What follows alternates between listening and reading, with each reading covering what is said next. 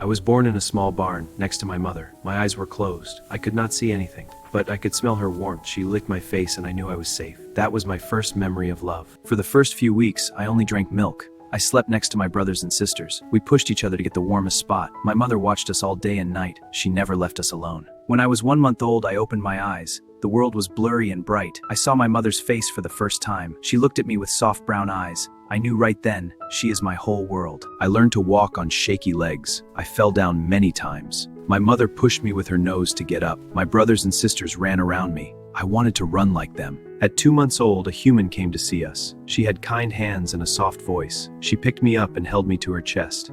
I was scared at first, but her heart was warm. I left my mother and went to a new home.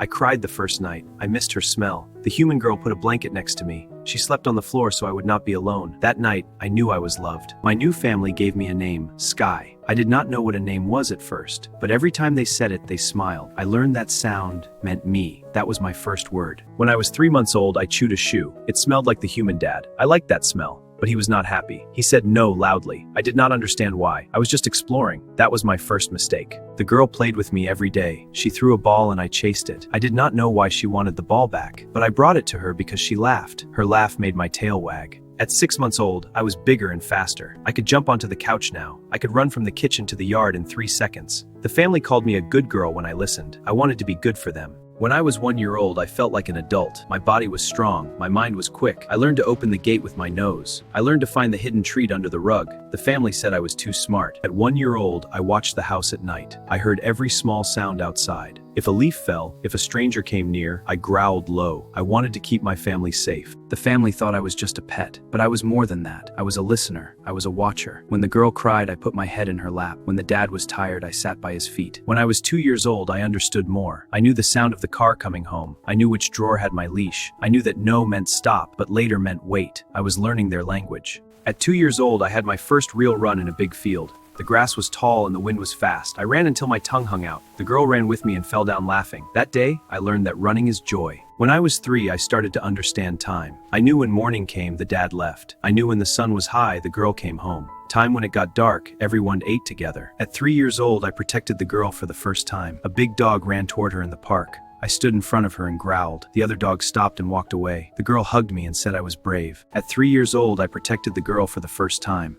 A big dog ran toward her in the park. I stood in front of her and growled. The girl hugged me and said I was brave. At 4 years old, I understood sadness. The grandma came to visit, then she left. The girl cried at the door for a long time. I sat next to her, but I could be there. When I was 5, I became the leader of the yard. I chased away the squirrels. I barked at the mailman until he left. The cats from next door learned to stay away. This was my home. I was its guard. At 5 years old, I had a funny habit. Every time the family ate dinner, I sat under the table. I waited for something to drop. A piece of bread. They laughed, a bit of cheese, a small carrot. When I was 6, I learned a new skill. I could open the door if it was not locked. I used my nose to push it. One day, I let myself out and walked to the park. The family found me there and were very confused. At 6 years old, I started to feel tired sometimes. Not every day, but after a long run. My legs were still strong, but my breath came faster. I did not tell anyone. I just not want them to worry. When I was 7, the family got a new puppy. A small, noisy, silly thing. It jumped on me and bit my ears. At first I was annoyed. I was once that puppy too. At 7 years old, I became a teacher. I showed the puppy where the water bowl was. I taught it not to bark at the cat. I let it win when we played tug of war. The puppy looked at me like I was a hero. At 8 years old, I became a teacher. I showed the puppy where the water bowl was. I taught it not to bark at the cat. I let it win when we played tug of war. The puppy looked at me like I was a hero. At 8 years old, I did not jump on the couch anymore. My back legs hurt a little when I landed, so I asked with my eyes to be lifted up. The dad picked me up and put me on the blanket. They understood me without words. When I was 9, I stopped chasing the ball. I still wanted to, but my body said no, so I walked after it slowly. The girl walked with me and picked it up for me. She threw it only a few feet away now. At 9 years old, I slept more than I played. My dreams were long and sweet. In my dreams, I was young again. I ran through the big field. Then I woke up and smiled at the girl. When I was 10, I knew I was old. My eyes were not as sharp, my ears were not as quick, but my nose still remembered every smell. The smell of the girl's hair, the smell of the kitchen, the smell of home that never faded. At 10 years old, I had a wise feeling. I understood things I did not understand before, like why the girl cried when she was happy, like why the dad sat alone sometimes. I just stayed close. When I was 11, the puppy was grown up. It was big and strong now. It could run faster than me. Sometimes it tried to play rough. I just walked away. I had already played enough in my life. Now I wanted peace. At 11 years old, I started to forget small things, where I put my toy, why I walked into the room. but I never forgot the faces of my family. I never forget the sound of their voices. Some things stay forever. When I was 12, I had trouble getting up. My legs shook when I stood. The girl bought me soft beds for every room. She carried me up the stairs at night. I felt bad, but she said it was okay.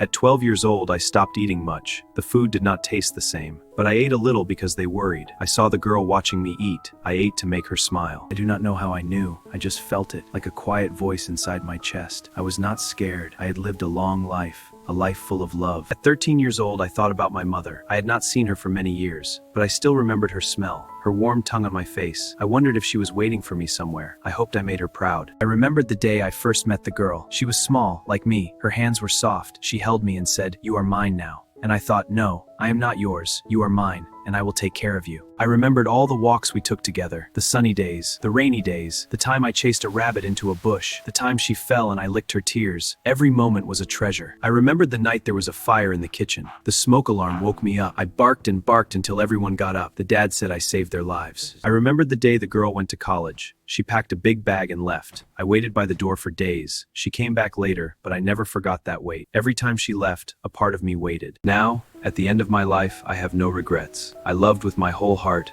I protected with my whole body. I ran until I could not run anymore. That is enough. The girl sits next to me today. She is not a girl anymore. She is a woman. But I still see the little girl who held me. She puts her hand on my back. Her hand is still soft, just like the first day. I try to wag my tail. It moves a little. She sees it and smiles through her tears. That smile is my last gift. I close my eyes. The world goes quiet. I smell the grass. I smell the wind. I smell the girl's hair one last time. I am not scared. I am tired, and it is okay to rest. I see a light in the distance, and behind the light I see my mother. She looks the same as I remembered. She wags her tail and waits for me. I run toward her, and I am young again. I am running through the big field again. No pain, no tiredness. Just wind and grass. My mother runs beside me. We do not need to speak. We are together again. I look back for one moment. I see the girl holding my body on the floor. She is crying, but I am not there anymore. I am here, running free. I hope she knows I loved her. I want to tell her one last thing. Do not be sad. I had a good life.